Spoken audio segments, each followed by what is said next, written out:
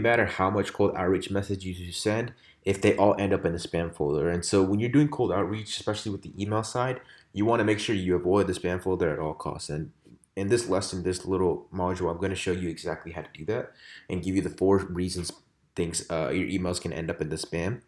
And much of this lesson, I can't show you how to set it up exactly how I did because it would result in me showing you a lot of my backend systems, and showing that confidential stuff could really get my stuff hacked and in trouble. So I'm just gonna go ahead and avoid that. But what I have done is I've linked a lot of great articles that show you how to do it step by step, especially if you're using G Suite. I would highly recommend that. Like I've said before, it's probably the best way to send out emails, in my opinion, just because the setup and interface is just so easy to use. And yeah, so let's get right into it. So a healthy email list. So when you use Elevate Leads, obviously we're giving you a huge list of leads. Uh, and in this lesson, we're specifically talking about the email part. A lot of basically, how our program works is it's scraping the internet for whatever niche you search in that area. And let's say you get something like, or your niche is like very specific, uh, and it only pulls up, 50 emails. Out of those 50 emails, let's say 5 to 10 businesses out of that niche, like their business is gone. Like that was like maybe information from 10 years ago. Um, so their email's probably not being used. So if you have that in your list, it's going to get bounced. And if you have too many of that, Gmail's going to think you're spamming. And so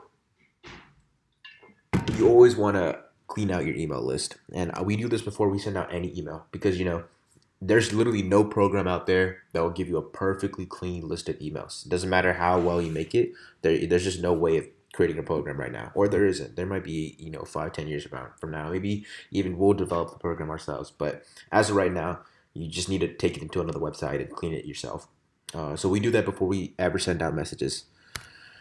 So this is kind of stuff that you're really just gonna have to get the links below. SPF, Sender Policy Framework. It basically just identifies servers which are allowed to use the domain that you use to send. DKIM domain key identifier is just a signature that identifies the sender to make sure they're valid and true. DMARC domain message authentication reporting and conformance, I believe.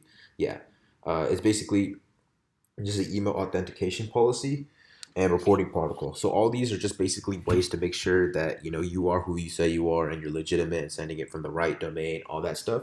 And so you want to make sure these are all up to date. It just really builds up your authority when you're sending out messages and helps your deliverability. And so there's links below. They'll show you step by step, super easy how to set up, especially if you use G Suite. And this is why I love G Suite.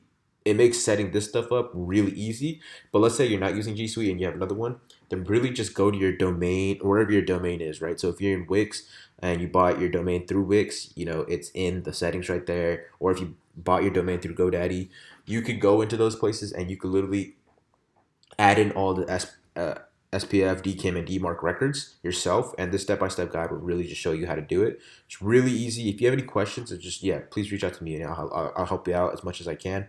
I'm not gonna lie and tell you I'm an expert at this stuff. I do know the basics, but yeah, it really just Googling and looking up at all these Gmail servers or looking at all these emails platforms, you could really just figure out how to do it yourself.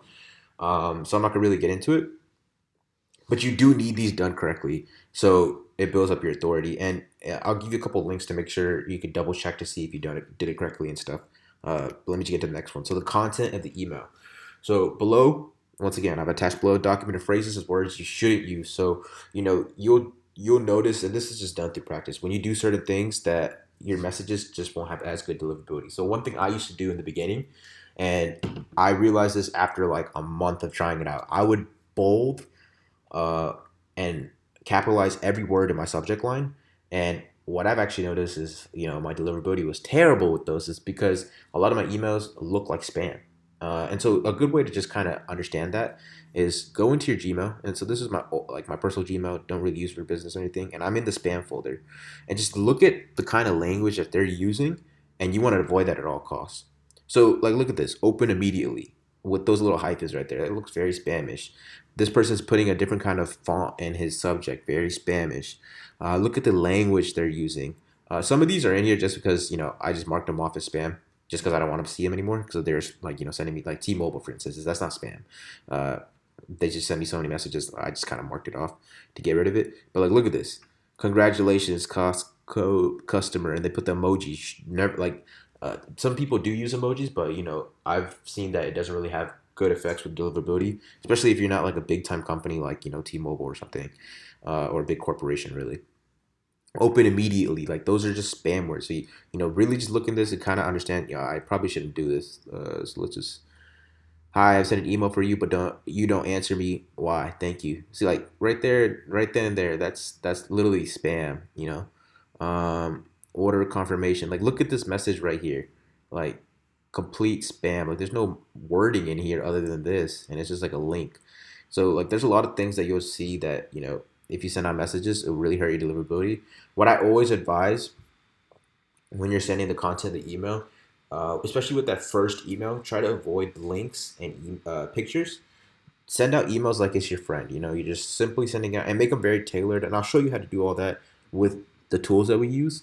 But you want to make it look very personalized and custom for each email that you send out. And it gets really easy to do that. But avoid links and pictures in the first email that you always send out. And always be a soft opener. That's how you want to kind of structure the content of your email. And then I'll show you other ways to kind of play around with that. And so check your spam score. So before you start sending messages out, I have a link below. And it's going to lead you to this website right here. And basically, I've already done this. I don't want to log into my email and let you see all the backend stuff.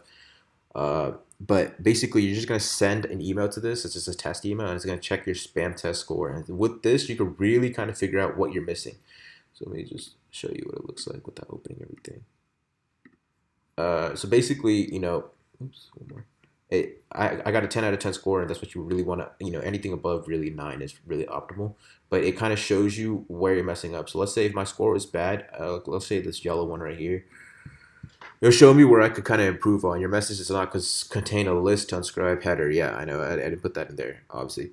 But it'll tell you if your DMARC and all that stuff is not set up correctly. If your IP is good.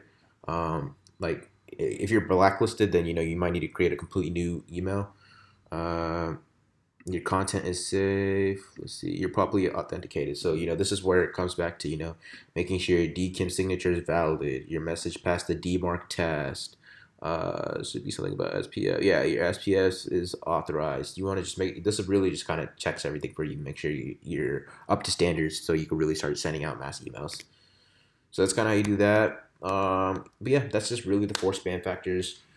Really, this is the most important part, I'd say. And then, this as well. They're all very important. But if you can do these things, then you can avoid being marked as spam.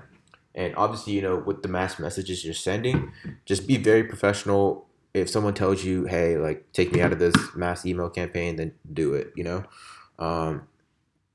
But honestly, with the way we send out emails and the way I'm going to teach you in the later lessons, like you'll never ever get that message. I used to get that message a lot because mine are very broad and generalized, and that's what a lot of these other platforms that I used to use couldn't help me with. They wouldn't help me, or it wouldn't allow me to basically make them very tailored, and so it was pretty obvious to know that they're very generalized messages, and obviously they're a part of some email campaign. So yeah, we'll show you how to avoid that, and avoid being in the spam folder.